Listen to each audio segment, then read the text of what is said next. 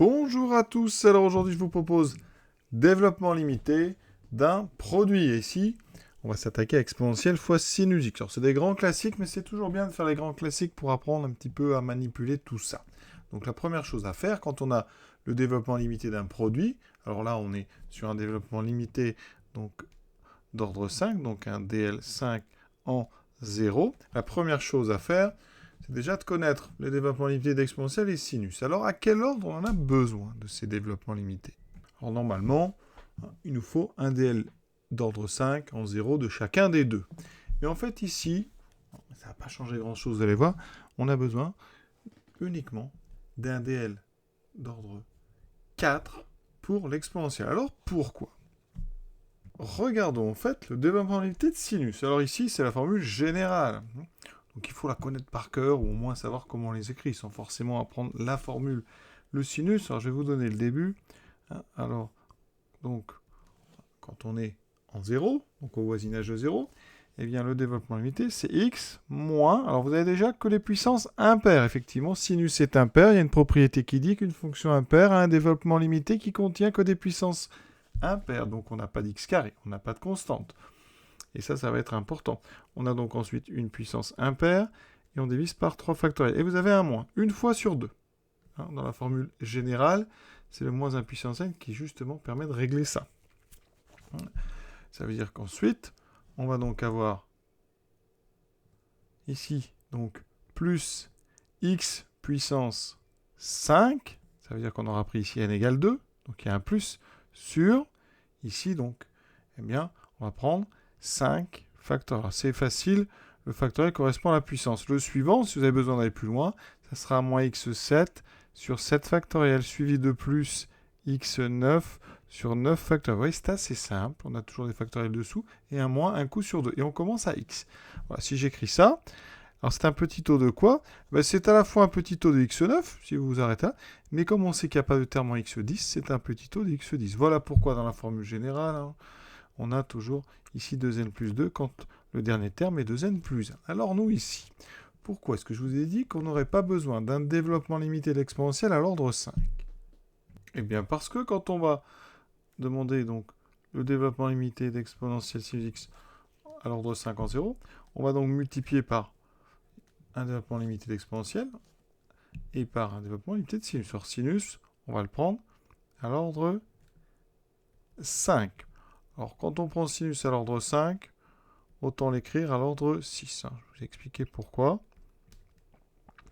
Ensuite, bien ici, qu'est-ce qu'il va nous falloir pour à la fin avoir, en multipliant, un petit taux de x puissance 5? Eh bien, il suffira ici d'avoir une puissance 4, un x puissance 4, parce que de toute façon, on va multiplier par les termes qui sont à droite ici, qui sont au minimum des x puissance 1. Il n'y a pas de terme constant, vous voyez, sinus 0 vaut 0.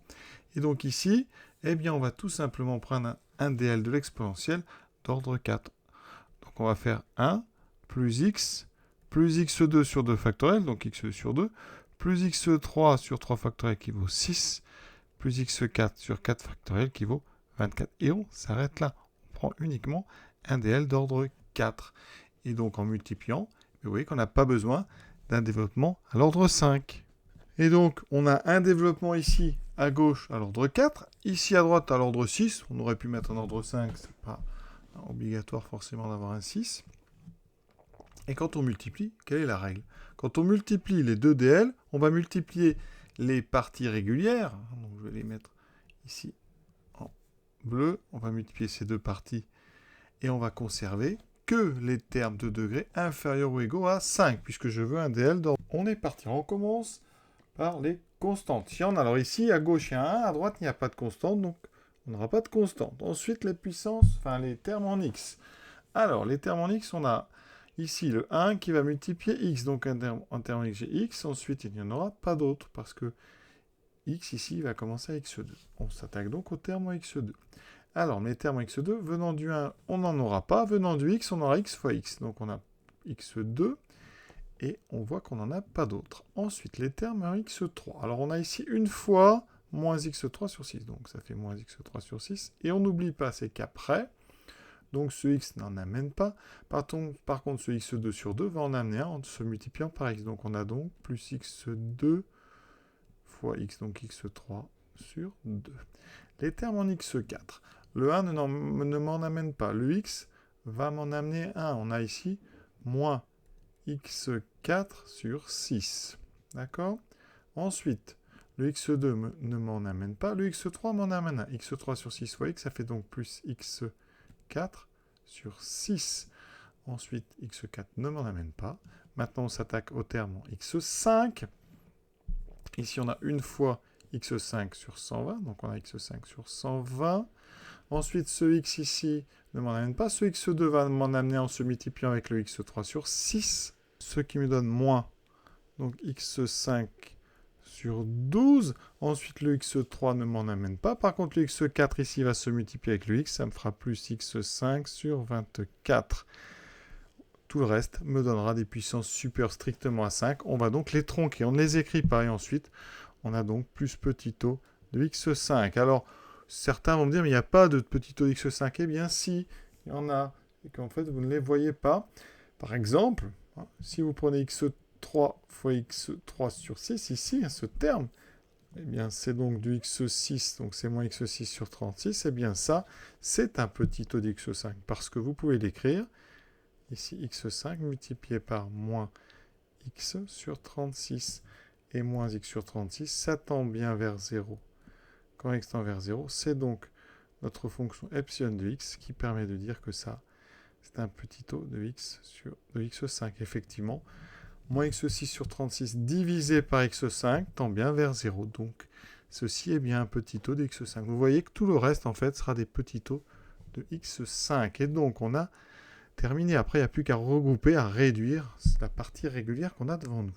On va doucement. Alors, on a donc exponentielle x fois sinus x, qui est donc x plus x2.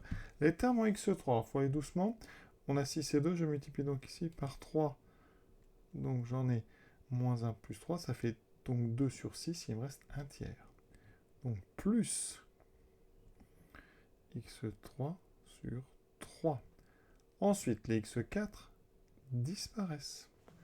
Les x5, j'en ai 3. Et donc, on va tout mettre sur 120. Je multiplie donc le deuxième par 10. Donc là, j'aurai 10. Et là, par 5, parce que 5 fois 24 fait 120.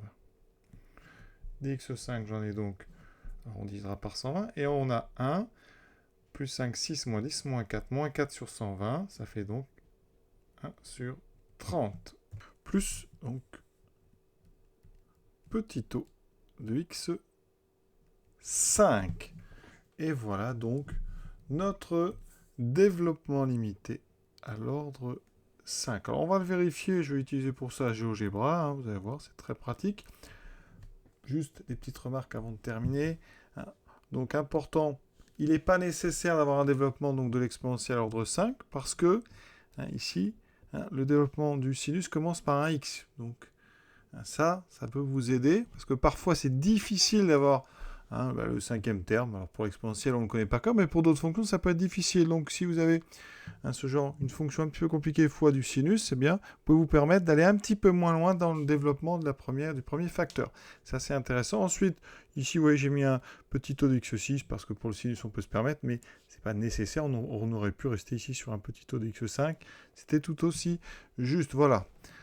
Et donc, à la fin, n'oubliez pas de bien vérifier qu'on n'a pas oublié des termes. Ça, c'est le plus difficile. Donc, parfois, vous organisez ça sous forme de tableau, je ne sais pas.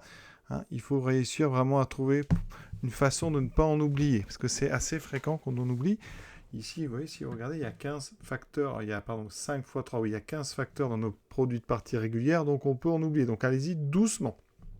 Et après, il y a encore une phase. Vous voyez, d'addition ici de fractions. Il y a beaucoup d'additions de fractions. Donc, il faut essayer, il faut faire et faire pour que ça devienne vraiment automatique. Voilà. Alors sur GeoGebra, on va regarder. Alors il y a une instruction qui permet de faire les développements limités. Alors je vous la donne tout de suite. Cette instruction, vous voyez, j'ai fait le développement limité de notre fonction. Comment j'ai fait? Eh bien, c'est très simple. Je vais vous montrer. J'ai tapé polynôme ici et en descendant. Alors l'instruction, c'est polynôme Taylor. D'accord? Rapport à la formule de Taylor et développement de Taylor. Donc ici, je mets la fonction, par exemple l'exponentielle. Voilà. Je le veux en 0 et je veux par exemple à l'ordre 5. Et vous voyez, j'ai mon exponentielle ici, voilà, avec son développement si connu. Alors si vous voulez celui du sinus, ben, c'est pareil, vous tapez polynôme, donc vous descendez, voilà, Taylor de sinus x, voilà, en 0. Vous pouvez même voir les développements ailleurs qu'en 0. Hein. Et à l'ordre que vous voulez ici, donc ordre 5, vous voyez, donc ça permet comme ça d'aller très vite. Alors ce qu'on peut remarquer, ici, hein, c'est le tracé de mon polynôme. Hein, c'est le polynôme, la partie régulière de mon développement limité, d'accord? Si je trace exponentielle multiplié par sinus x, donc exponentielle x fois sinus x, voilà, la courbe, ça donne ceci. Alors qu'est-ce qu'on peut remarquer? Alors ça ne ressemble pas du tout, hein, regardez, il y a pas de, entre la orange et la noire, il n'y a pas vraiment beaucoup de choses communes. Mais par contre, ce qui est important dans un développement unité, c'est que c'est une information qui est locale, d'accord? C'est un développement en 0, donc il ne faut pas regarder n'importe où. Il faut vraiment regarder les deux courbes au niveau de 0. Et là, par contre, regardez bien, quand je fais un zoom au niveau du 0, eh bien, ma partie régulière et ma fonction ont vraiment des courbes qui sont quasiment confondues. Je n'arrive pas à voir la différence avec donc GeoGebra, vous voyez. Et plus on recule, plus on s'éloigne de 0, eh bien, moins c'est pertinent de dire que exponentielle sinus x est égal à cette chose-là. Puisque c'est plus un petit taux de x5, et donc c'est vraiment au voisinage de 0 que ces choses-là sont pertinentes. Donc n'oubliez pas ça, le point de vue local des développements limités. Voilà. On va s'arrêter là, on en fera beaucoup d'autres, parce que c'est important de bien maîtriser ça. Je vous souhaite une bonne fin de journée, et à bientôt.